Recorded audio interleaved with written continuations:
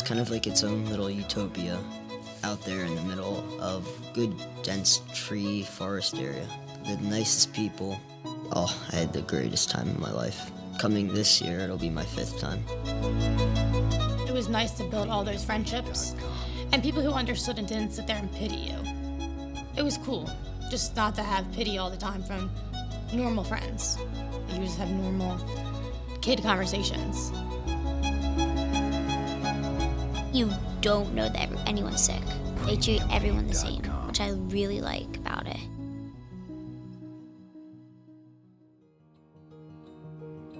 My name is Ashlyn Bryziak. I am 10 years old, and I'm 10 years old. My name is Todd Bryziak. I am the vice president of a public affairs firm in Harrisburg, Pennsylvania. Tony Campisi. I am a sophomore at Cumberland Valley High School. My name's Brianna Ranzino. I'm 23, and I'm currently in grad school for social work. My name is Lisa Ranzino. I'm Brianna Ranzino's mom. Honestly, I was at a hairdresser, and she was with me. And we had just finished her CAT scan over at the radiology place, not assuming there was anything wrong seriously. When I was 11, I had a granular cell tumor in my chest. I got every possible complication you could get. And then when they were trying to fix the complications, they went back in and realized the tumor was back again, and it gave me 8 to 12 months to live. So when I was 8, I was diagnosed with leukemia. It's almost like you're operating in an alternative universe. You feel like the world around you is going at 1,000 miles an hour and you're kind of standing still because everything is so condensed and it seems so artificial and unreal. And my kid never gets sick. That only happens to other kids. And then suddenly you're the parent of the child who's sick. When I was 4, I had a tumor on my spinal cord. I woke up late at night with my neck like that. I'd go watch TV and I'd be perfectly fine. So my parents were thinking, all right, is it him, he's just trying to watch TV, or is he actually in pain? So we have it go checked out, and bam, tumor. Monday I'd have my treatment, and then Tuesday I'd be really sick, and then sometimes even Wednesday. And they called us and said we had to get her to the hospital, that there was some life-threatening mass on her airway. It's like having the rug pulled out from under you. And we went right over and they told us that she had this granular cell tumor crushing her airway. And at the time, they weren't sure if it was cancerous, but it was definitely life-threatening. We were told at 1 o'clock in the afternoon they were 99% sure she had leukemia, and by 3 o'clock she was admitted in a bed. You kind of feel like you're just fumbling and you're spiraling out of control, and that every ounce of control that you had in life is just suddenly gone, and you're just grasping for something to give you some aspect of hope or normalcy. And little things come along the way, and you grab onto those and you try to look for the positive, because there's a lot of negative.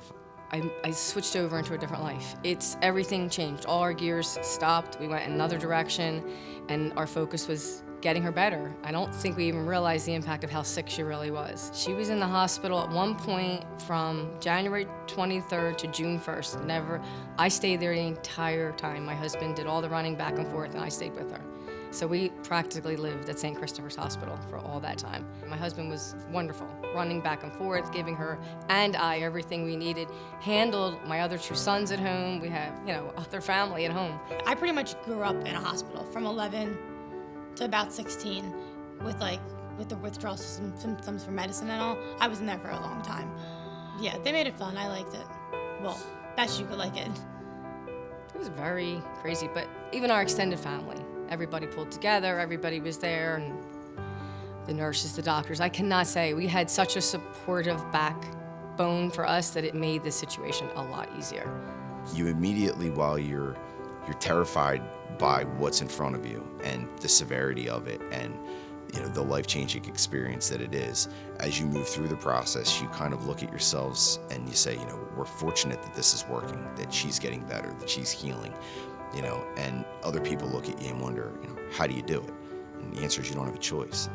I never thought I was going to be the father of a child with cancer. Never in a million years did I think that. And, in a matter of 3 hours, I went from dropping her off at school to finding out that she was a leukemia patient. So, life changes quickly, and you adapt. But it's a pretty grueling experience.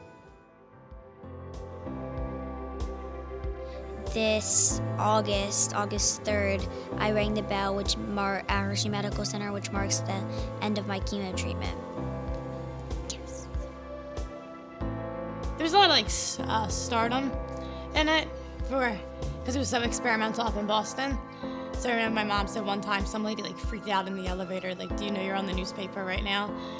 And my mom was like, yes, I do. So I'm like, what do I do now? All I've known for the past 2.5 years was having cancer and going out for treatments. What do I do now? Well, besides getting up at the butt crack of dawn, there's a variety of different activities you can do. Boating, fishing, swimming, archery, field games, gaga ball, Pinewood, arts and crafts. They always have something new each year whether it's a rock wall climbing or biking or science experiments, and then there's outdoor cooking, which the food, it's very good, honestly. Besides grandma's cooking, it's the best food I have all summer.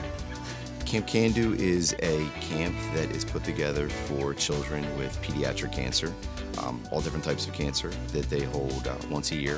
1 week is for the children with cancer, and then there's another week that they do it every year for the siblings of the kids to allow all the children to have the opportunity to go to a sleepover camp, essentially, when they're in the middle of treatment. They make all the kids feel so special, even if they're feeling down or they just don't want to do anything that day. They just want to relax. You always make the kids feel welcome and do anything they want to do. I mean, sure, I'd miss my mom and dad, my brother, and my dog a good bit, but I'd be having fun. It's literally a home away from home, in the exact sense it is. I feel they're there obviously for a very direct reason. They want to help your child. They want to be fun. They're volunteers. They want to be there. They don't gain anything but the pleasure they see in the children that they take care of. I have met many of them after the fact, and I love them. They're all amazing. They're very friendly. They tell me stories about our daughter. I've met them through all the years. They've come out and they've come up to us and talked to us about Brianna, and you just instantly know that you made the right choice. There's no doubt. They are wonderful people.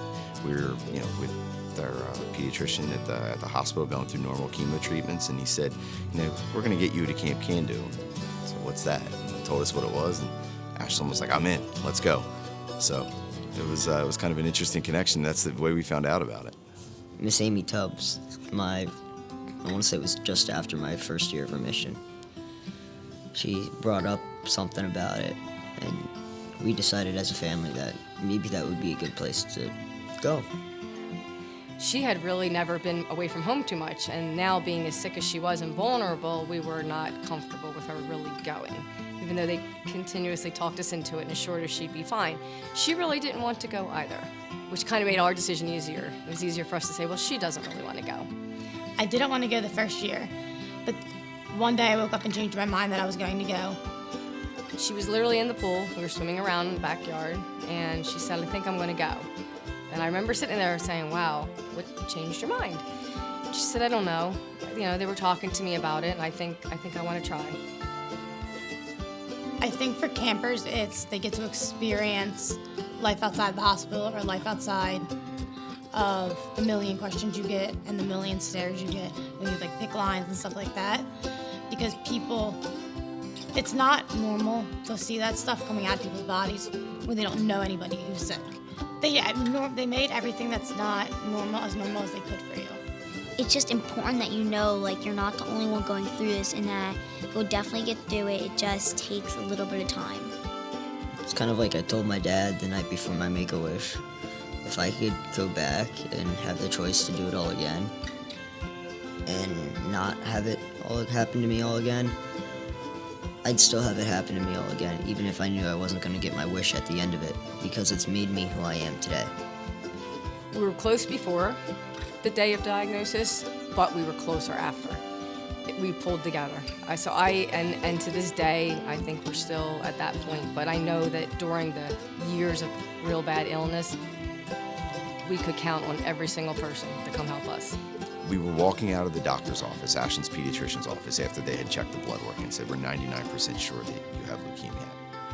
We get in the car, it was myself and my wife Angela and Ashlyn, and we close the car door and buckle up, and nobody really says anything. It's kind of tense and we're not sure how to react. And Ashlyn, at the time, who's 8 years old, says, when I woke up this morning, if you would have told me that my pediatrician was going to tell me that I was going to be a cancer patient, that was not on the list of things I expected to hear today.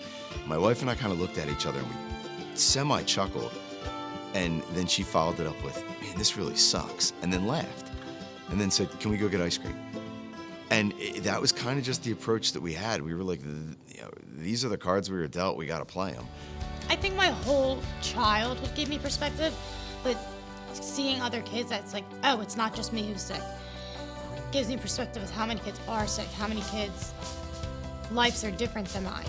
And that, it definitely gives you a perspective of your little bubble outside of camp, which is nice. You get to see the world.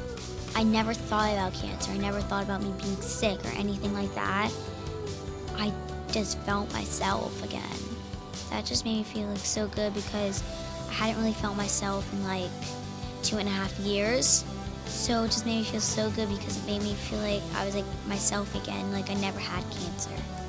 You can't put into words how important it is for those folks to be doing what they're doing, and they want to do it. I mean, these people embrace these kids, and they would do it 1,000 times over again. And from a parent's perspective, you can't ask for anything more.